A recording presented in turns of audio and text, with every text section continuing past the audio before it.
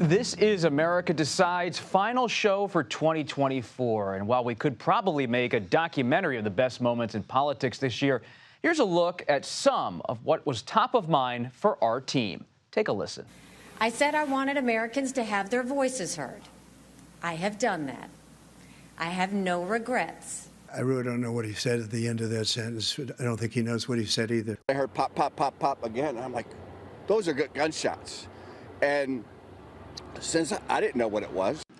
I revere this office, but I love my country more. We are about fighting for our future and not letting some people take us back. Because we are not going back. It is now clear that we've achieved the most incredible political thing. Look what happened. Is this crazy?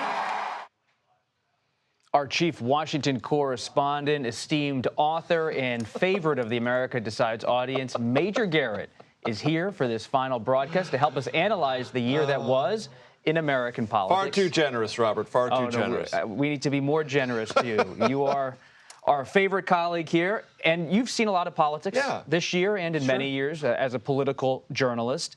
When you look back at 2024, a turbulent year, to be sure, what stands out to you in terms of the significance, perhaps, of the moment? So I'll give you that answer in a second, but it will be, when I give that answer to the audience, somewhat jarring. Major, how could you not say the attempted assassination of Donald Trump? Visually, the most iconic moment of this campaign, possibly of the last 50 years in American political life. I think about that Evan Vucci photo. Yes. Coming up out of this pile of Secret Service agents, raising a fist, blood on the side of his face, fight, fight, fight. Illustrating, capturing, in only the way that Trump knows how to, not only that moment of peril, but that moment of response. How could that be surpassed?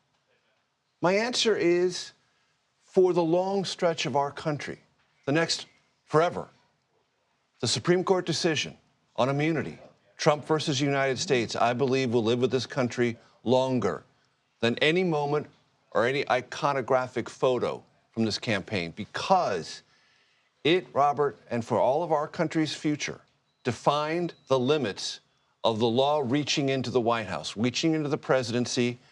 And the Supreme Court said, and John Roberts, we have a graphic on this, wrote the majority opinion, 6-3. This case poses a question of lasting significance. The court knew this.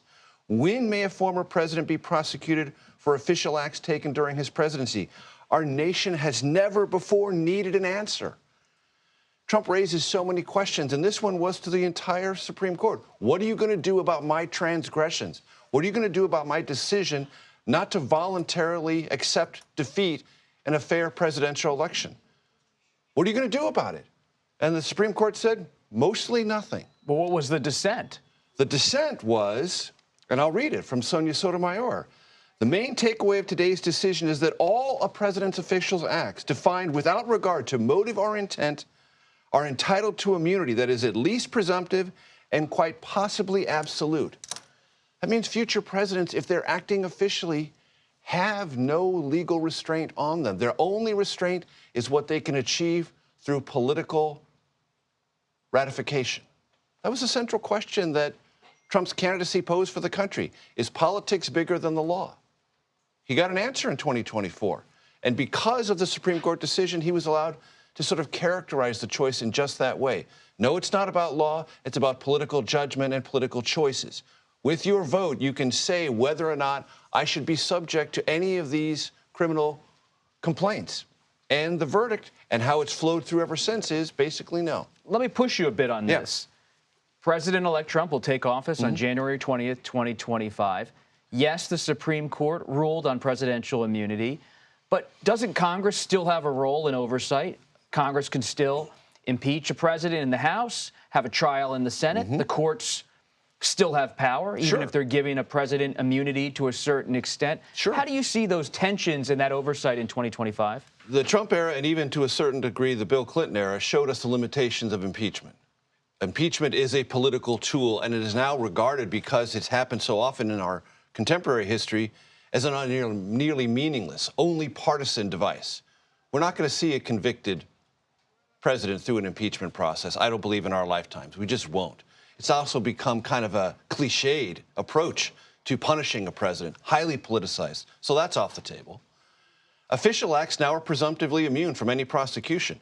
I'm not saying presidents are going to be emboldened, even President Trump, but they could be.